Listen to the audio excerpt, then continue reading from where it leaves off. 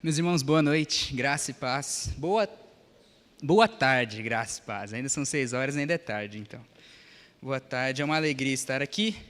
Hoje sou eu quem estará conduzindo a palavra, em vistas que o reverendo Anderson está fazendo os atos pastorais na congregação do Almerim da Chave. Amém. Meus irmãos, hoje nós continuaremos um estudo que eu dei início e parei, então vou voltar.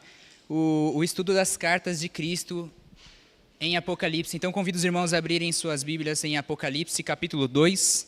Nós faremos o estudo da segunda carta. Então, a última vez que fizemos o estudo, nós fizemos o estudo de Apocalipse, capítulo 2, dos versículos 1 a 7, a carta à igreja em Éfeso. E só para lembrar os irmãos rapidamente, esta carta aqui, Apocalipse, é escrito no momento em que João está exilado na ilha de Patmos. E aí Cristo chega para ele e fala, faltam umas coisas, anota aí.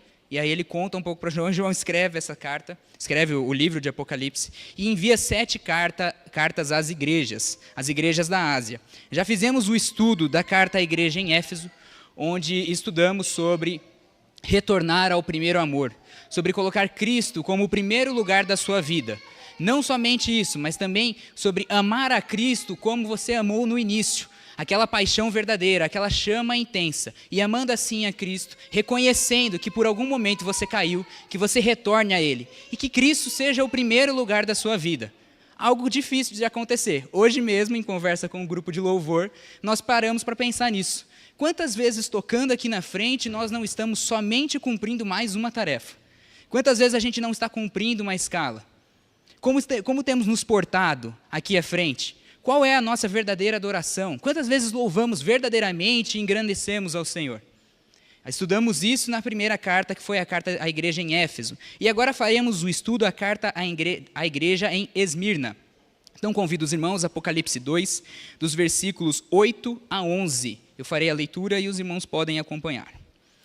Ao anjo da igreja em Esmirna escreve, estas coisas diz o primeiro e o último, que esteve morto e tornou a viver. Conheço a tua tribulação, a tua pobreza, mas tu és rico. E a blasfêmia dos que a si mesmos se declaram judeus e não são, sendo antes sinagoga de Satanás. Não temas as coisas que tens de sofrer. Eis que o diabo está para lançar em prisão alguns dentre vós, para ser dispostos à prova, e tereis tribulação de 10 dias. Ser fiel até a morte, e dar-te-ei a coroa da vida. Quem tem ouvidos, ouça o que o Espírito diz às igrejas. O vencedor, de nenhum modo, sofrerá dano da segunda morte. Vamos orar mais uma vez, meus irmãos. Senhor Deus, a tua palavra foi lida e nós somos gratos, meu Deus. Somos gratos pela tua palavra viva, meu Pai. Meu Deus, que a partir deste momento, meu Deus, que neste culto, diante da exposição da Tua Palavra, que os nossos corações possam estar abertos a Te ouvir, meu Deus, a escutar somente a Ti, que os nossos ouvidos estejam atentos somente à Tua Palavra, ao Teu querer, meu Deus. Sê conosco neste momento, sê com o pregador, sê com o Teu servo, Pai. Usa do Teu Filho, em nome de Jesus. Amém. Meus irmãos, vocês já sentiram que não eram bem-vindos em algum lugar? Já entrou em algum restaurante, num shopping, num parque, ou até mesmo em uma igreja, e logo na entrada sentiu olhares de julgamento? Já trabalhou ou estudou em algum ambiente em que as pessoas te tratavam com indiferença ou até mesmo com alguma maldade? Às vezes é um trabalho em que tentam te derrubar, tentam prejudicar você, tentam minar o seu esforço. Às vezes, aqueles que estudam ainda, é na escola com os famosos valentões. Todo mundo já sofreu com algum valentão. Todo mundo já foi zoado na escola. Eu fui bastante. Hoje em dia eu chamo ele de amigo, né, Cholas? Nunca fez, né? Não me faz pecar aqui em cima, não. Bem, esse sentimento de não se sentir bem visto, não se sentir acolhido em um lugar, é provavelmente um dos sentimentos mais desconfortáveis que nós podemos experimentar. É ruim por si só, e esse sentimento piora ainda mais porque ele nos acompanha sempre que precisamos voltar ao bendito lugar que as pessoas não gostam que estejamos. É sempre aquele sentimento de que eu não pertenço aqui, eu não sou bem-vindo aqui. E Cristo dirige sua segunda carta à igreja de Esmirna, uma cidade conhecida por sua grande beleza. A última vez falamos sobre Éfeso, uma cidade grandiosa, poderosa, eu ainda a referi a ela como a São Paulo da Ásia. Uma cidade rica, poderosa comercialmente e também rica em beleza. E agora estamos falando de Esmirna, a cidade mais bela da Ásia, conhecida por ser a rival de Éfeso, em beleza, em grandiosidade. Então, é a única dentre as 7 igrejas que nós ainda podemos conhecer a cidade, visitar. Hoje, ela é conhecida como Izmir, na Turquia. Ainda existe. Esmirna tinha uma localização portuária privilegiada. Ela era uma cidade comercialmente rival de Éfeso, como eu comentei, com uma população estimada de mais de 250 mil habitantes. Era chamada por alguns de Coroa de Esmirna, justamente pelos seus prédios, tinham o destaque arquitetônico de uma coroa. Então era uma cidade bela, com um povo que amava a cidade, com um povo que idolatrava a cidade. Mas Esmirna não era apenas bela, era também uma cidade de forte influência romana. Ela se gabava disso. Era conhecida por sua lealdade ao império e por estar entre as cidades precursoras do culto aos imperadores, demonstrando um orgulho cívico tremendo. E toda essa beleza, toda essa riqueza e orgulho se tornaram elementos cruciais para o sofrimento dos cristãos que ali viviam. Esta carta está sendo endereçada a uma cidade, a uma igreja com um povo rico, com um povo orgulhoso, um povo que amava onde estava, que amava a cidade. E não somente isso, amava o seu imperador, idolatrava, precursor do culto aos imperadores. Tudo de bom para atrapalhar um cristão. Tudo ali se organizava para dificultar a vida de um cristão, de um povo diferente, que não cultuava imperadores, que não cultuava riquezas extravagantes. Para um cristão, viver em Esmirna era viver com esse sentimento constante de não pertencimento. O culto ao imperador não produzia apenas um povo entregue à idolatria, mas também uma pressão real, social e econômica, até mesmo política, para que você negasse a Cristo e confessasse a César. Foi por volta daquele lugar que se começou a dizer César é o Senhor. Um movimento que se iniciou justamente para ir contra os cristãos que diziam Cristo é o Senhor. Ser cristão em Esmirna quase se tornava sinônimo de perder espaço, ser demitido por causa da sua fé, perder clientes por causa do Deus que você adorava, ser isolado por não participar das práticas que todo mundo considerava normal. De forma simples, ser um cristão em Esmirna era um verdadeiro sacrifício. Uma coisa era certa, você não seria bem-vindo ali. No sermão de hoje, nós analisaremos juntos essa tão importante carta e veremos que Cristo nunca prometeu uma vida fácil aos cristãos. Pelo contrário, ele prometeu vitória àqueles que perseverarem até o fim e forem fiéis a ele, mesmo diante da morte. E a pergunta que ecoa de Esmirna até esta igreja hoje é: você está pronto para morrer por Cristo? Uma pergunta dura. Um grande desafio, pensar em alguma coisa assim. Se nós vamos morrer por causa de Jesus, nós não sabemos. Mas uma coisa é certa. Além de morrer por Cristo, Ele nos convida a viver por Ele. Então, eu pergunto a vocês, será que estamos prontos a viver por Jesus? O sermão de hoje é um convite. Cristo está nos chamando a viver por Ele. E Cristo inicia essa belíssima carta, tão curta, mas tão rica, se apresentando ao povo a quem Ele está escrevendo. Ao anjo da igreja em Esmirna escreve: estas coisas diz o primeiro e o último, que esteve morto e que tornou a viver. O povo de Esmirna vivia sob pressão constante. Pressão política, pressão social, pressão religiosa, e quando estamos diante dos valentões, diante de chefes difíceis, diante de problemas que esmagam e nos trazem para baixo, conselhos são a última coisa que nós queremos. Muitas vezes nós não queremos apenas ouvir uma frase motivadora, não queremos uma frase bonita, não queremos mais uma pessoa opinando em nossa vida. Muitas vezes nós não queremos apenas mais alguém falando, dando dicas, achando que pode resolver o nosso problema. O que nós queremos verdadeiramente diante de um grande problema é ouvir alguém que fale com autoridade. O que nós queremos é alguém que tenha caminhado por onde nós estamos caminhando. Em geral, nós buscamos apoio sempre em algo maior, não em algo no mesmo nível. O que está no mesmo nível geralmente está no mesmo problema ou está em outro. Nós buscamos um superior, buscamos alguém que já venceu a luta que estamos travando, alguém que não fala de longe, mas fala com propriedade, alguém que tem força e ao mesmo tempo tem experiência. E Cristo se apresenta exatamente assim nesta carta. Ele é o primeiro e o último. Ele está acima de Roma. Cristo está acima do tempo, acima de toda a ameaça.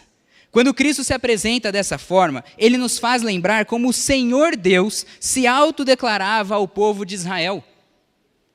Quando Deus falava a esse povo, ele se autodeclarava exatamente assim, o primeiro e o último. E Cristo inicia se apresentando assim, justamente para afirmar a sua soberania e a sua divindade.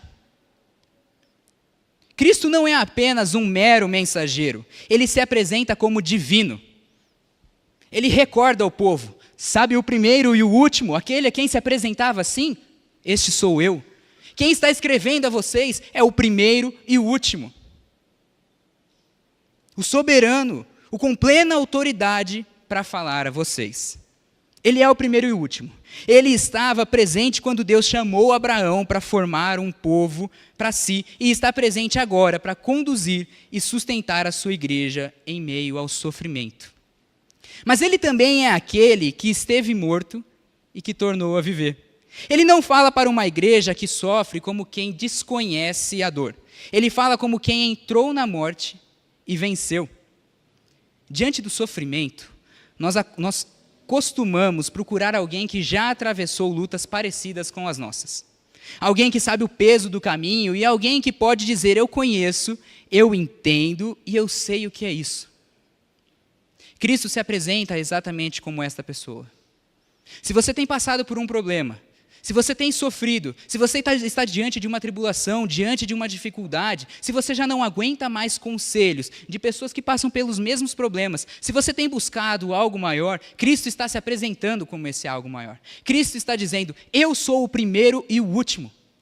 Eu sou o soberano, eu sou aquele que tem poder para falar e poder para resolver, mas não só isso, eu sou aquele que passou pela morte. O problema que você tem sofrido, a dificuldade que você tem sofrido, a vida que você tem vivido, eu vivi a mesma vida. Eu sofri na mesma carne, eu senti a mesma dor, eu chorei também. Aquele que convida você a se entregar, aquele que diz que já passou, que já está tudo certo, é alguém que passou pela dificuldade, que passou verdadeiramente pelo problema. Cristo se apresenta como aquele, como o único que pode resolver o problema, como o único a quem você pode se aconselhar e a quem você pode encontrar a verdadeira resposta. Cristo não fala conosco apenas porque é soberano, não fala somente porque é todo-poderoso. Cristo fala porque já venceu. Ele venceu por nós e agora ele nos chama para lutar, mas não lutar sozinhos. Ele nos chama para lutar ao lado dele, como soldados que caminham com o seu rei, aquele que já tem as chaves da vitória, aquele que tem a palavra final sobre a morte. Cristo inicia sua carta, mostrando que quem está falando tem propriedade para falar. Mostrando que o que você tem procurado está exatamente aqui. Sou eu. O que você tem procurado sou eu.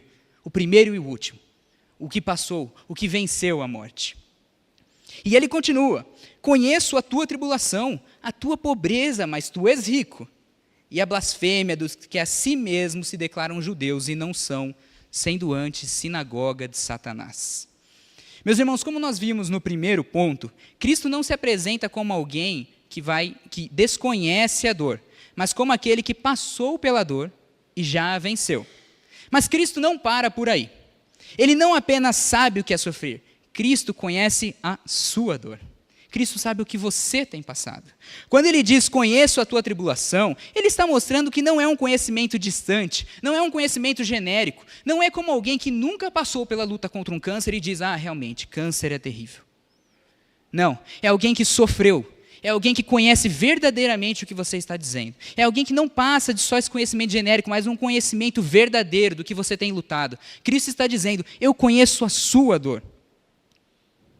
Os seus amigos não conhecem. Seus filhos não conhecem. E por vezes nem mesmo o seu cônjuge sabe pelo que você tem passado. Às vezes é algo que fica guardado só para você e para mais ninguém. Mas Cristo sabe. Ele está ciente de cada passo, ele está ciente de cada palavra e de cada silêncio. Ele é o Deus que anda no meio dos candeeiros.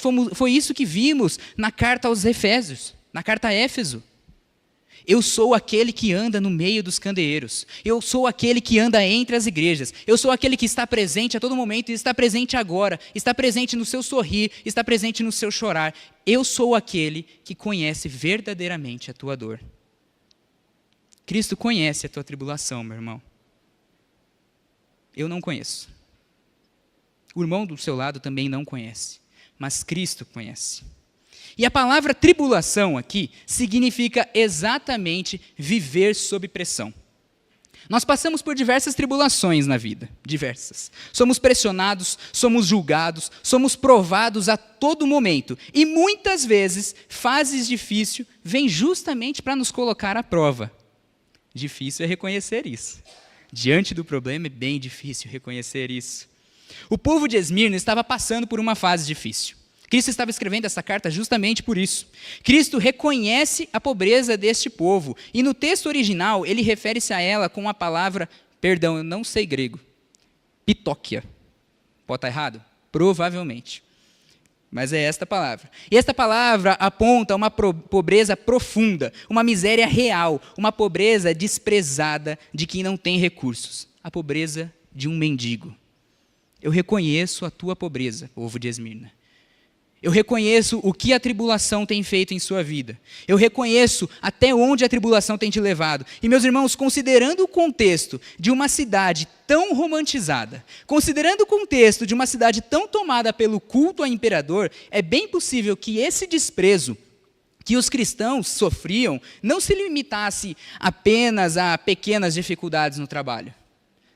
Não, nós estamos dizendo aqui, estudando sobre exclusão social. Nós estamos dizendo de perda de oportunidades, de perseguições e até situações de perdas severas que empurravam famílias para um cenário de extrema necessidade. Uma pobreza como a pobreza de um mendigo. Pessoas que provavelmente eram retiradas de suas casas, que provavelmente tinham seus comércios, casas, trabalhos, até mesmo familiares tomados. Uma pressão que tira tudo de você. Uma tribulação que ninguém conhece, mas que de pouquinho em pouquinho vai tirando tudo de você. Hoje, em muitos lugares, nós não enfrentamos esse tipo de pressão direta por causa da nossa fé. No Brasil, é difícil a gente ver isso. Aqui, até onde eu sei, eu não conheço nenhum testemunho de alguém que tenha sofrido tamanha pressão. Mas as provações continuam presentes em nossas vidas. Elas aparecem quando a porta do emprego se fecha sem explicação. Quando a enfermidade chega, quando o lar se torna um lugar de conflito, quando a ansiedade sufoca, quando a injustiça nos alcança, quando a solidão pesa, quando o sustento fica apertado, quando a vida parece dizer, você não vai mais aguentar. Já chegamos aqui no limite.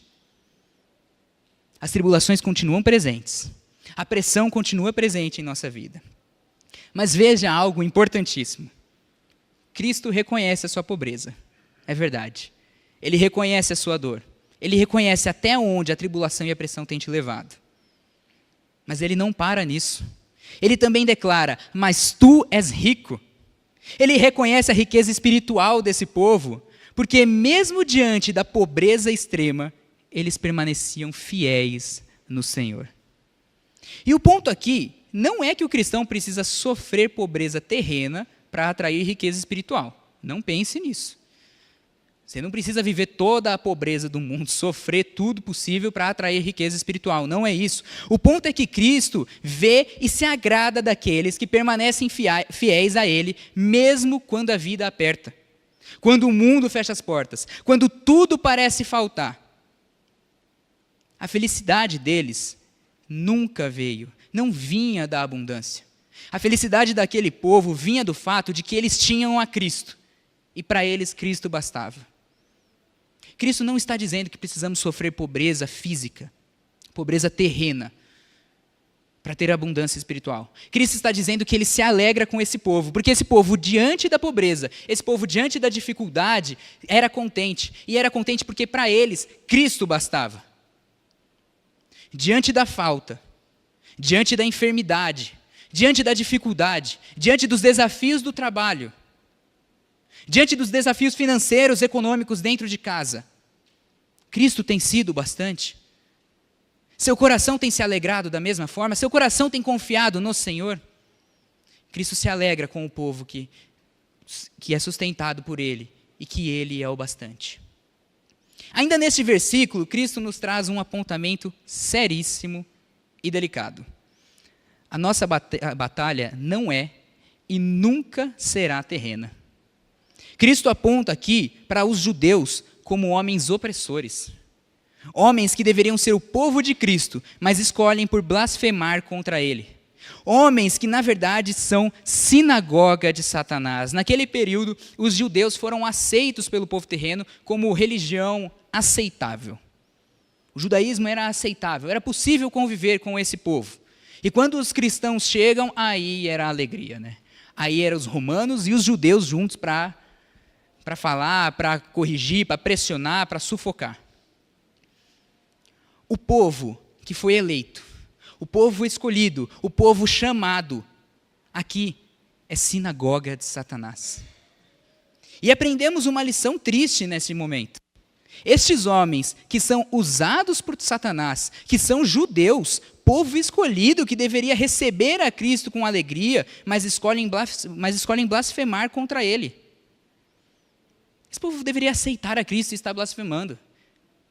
E aqui tem uma grande lição.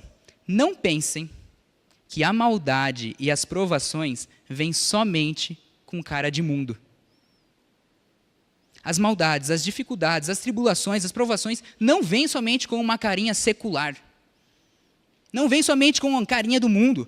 Por vezes, as tribulações, as dificuldades virão revestidas de religião, com o nome de Deus nos lábios, mas com ódio e mentira em seus corações.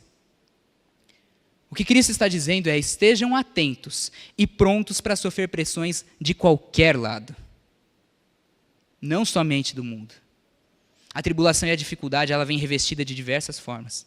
Fantasiada de diversas formas. E esteja atento para sofrer pressão de qualquer lado. Mas também esteja com a certeza de que isso não os abalará. Porque aquele que os guarda é quem venceu e é quem conhece a tua tribulação. Cristo não apenas revela a origem dessas certas provações.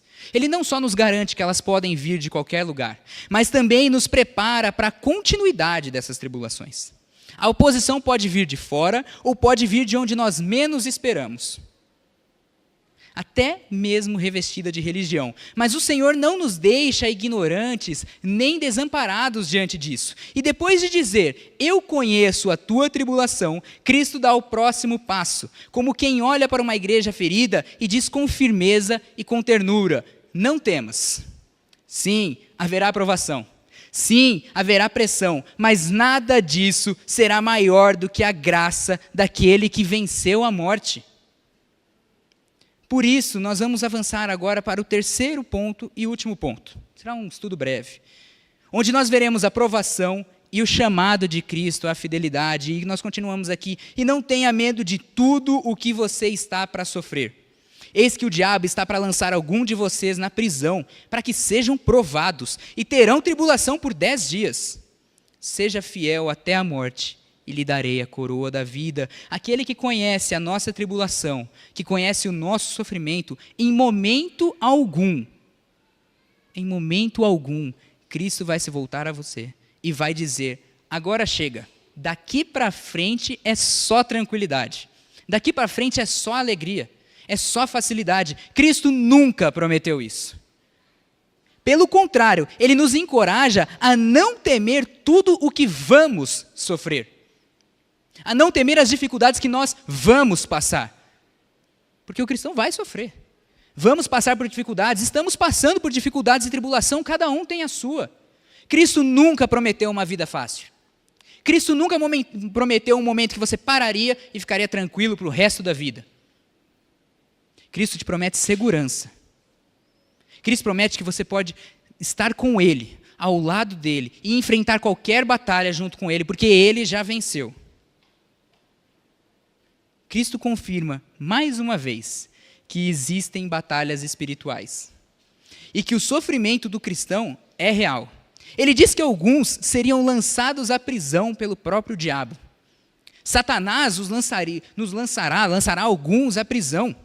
Não no sentido que Satanás seja soberano, porque ele não é.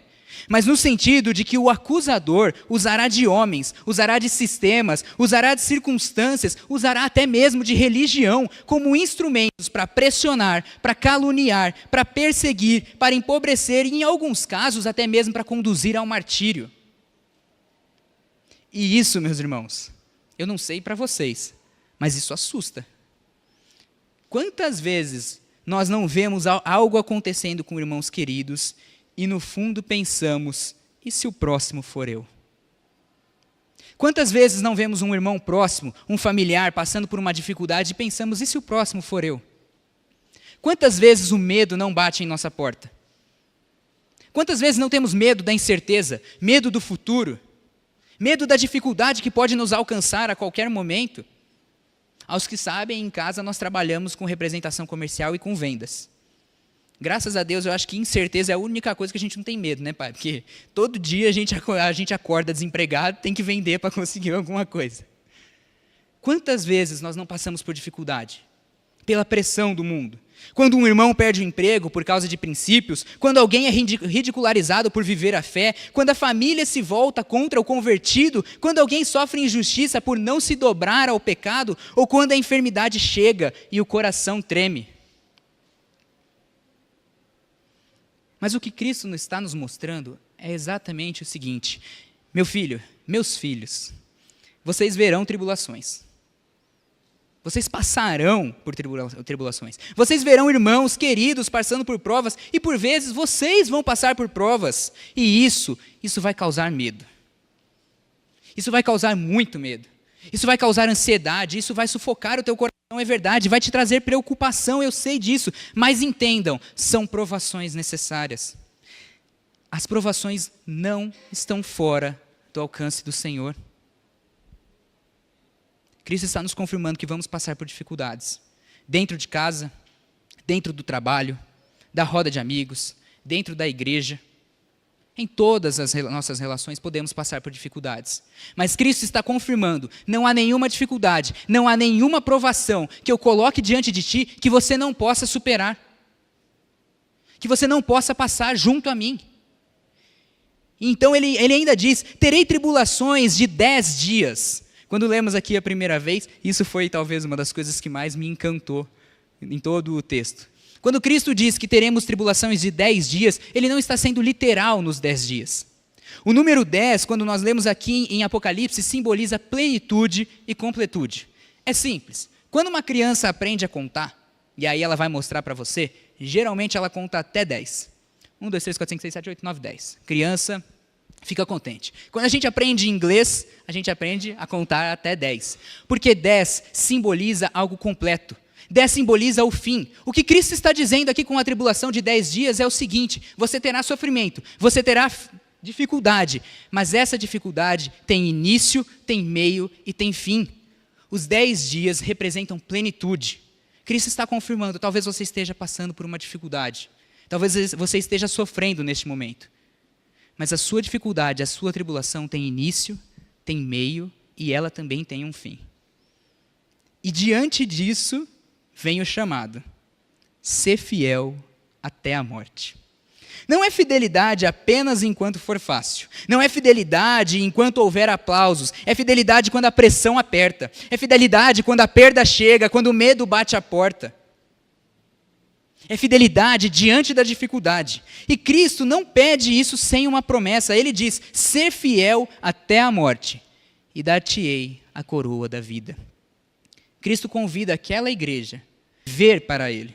Porque a morte, meus irmãos, por mais dura que seja, a morte por mais assustadora que seja, e dá medo mesmo, ela é um momento.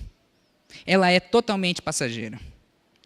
Mas viver para Cristo, Viver para Cristo não é um momento. Viver para Cristo é uma entrega diária.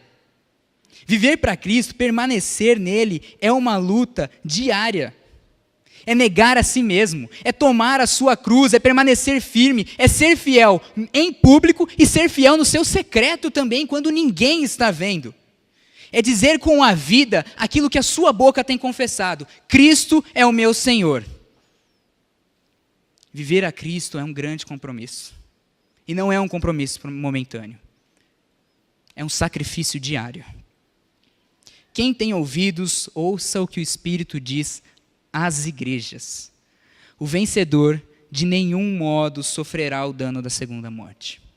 Cristo não está endereçando esta mensagem somente a Esmirna. Quem tem ouvidos, ouça o que o Espírito diz às igrejas. É a todo o seu povo. Esta é uma palavra universal, uma palavra para todos os que sofrem em tribulação, para todos os que estão diante de pressão, para todos os que têm medo, para todos os que já não conseguem mais enxergar um futuro. É como se Cristo dissesse: meus filhos, eu conheço a tua tribulação. Eu passei por esse sofrimento. Eu sei que a pressão é dura, eu sei que a pressão é difícil. Eu vejo a sua pobreza física, mas também vejo a sua riqueza espiritual e o quanto você tem lutado. E eu digo a vocês que provações ainda piores virão. E peço encarecidamente que estejam atentos, porque a pressão pode vir de qualquer lado, de qualquer lugar. Mas reforço, sejam fiéis até a morte. Cristo convida: vivam comigo e recebam a coroa da vida. Pois ao vencedor, aquele que ouviu esta palavra, aquele que ouviu este convite e permaneceu firme, Cristo garante: de nenhum modo sofrerá o dano da segunda morte. O sofrimento, ele é passageiro. A primeira morte, ela é passageira. Todo mundo vai passar, a não ser que Cristo volte antes. Mas a segunda morte, que representa a separação eterna de Deus, essa os vencedores não sofrerão. E não sofrerão porque aquele que se apresenta como o primeiro e o último. Notem isso. Cristo inicia sua carta dizendo: eu sou o primeiro e o último. Eu sou aquele que esteve morto e voltou a viver. E Cristo finaliza a sua carta dizendo que aquele que é vencedor, aquele que seguiu com Cristo, não sofrerá o dano da segunda morte. Justamente porque tem acompanhado aquele que esteve morto e que voltou a viver. Cristo já venceu, meus irmãos. E Ele nos convida a caminhar ao lado dEle. E eu pergunto mais uma vez: estamos prontos a viver por Jesus? Estamos prontos a entregar tudo? A fazer o sacrifício diário? A carregar a sua cruz e a negar a si mesmo por Jesus? Vamos orar. Santo Deus e eterno Pai, a tua palavra foi lida e foi exposta e nós te agradecemos, Jesus. Te agradecemos por essa mensagem, Pai. Te agradecemos porque adoramos um Deus, o único Deus, aquele que conhece a nossa tribulação, aquele que conhece a nossa dificuldade, Pai. Nós somos gratos por isso, meu Deus. Somos gratos porque o Senhor nos confirma isso. Somos gratos porque aquele que fala conosco é alguém que passou e é alguém que sofreu e conhece a nossa dor, Pai.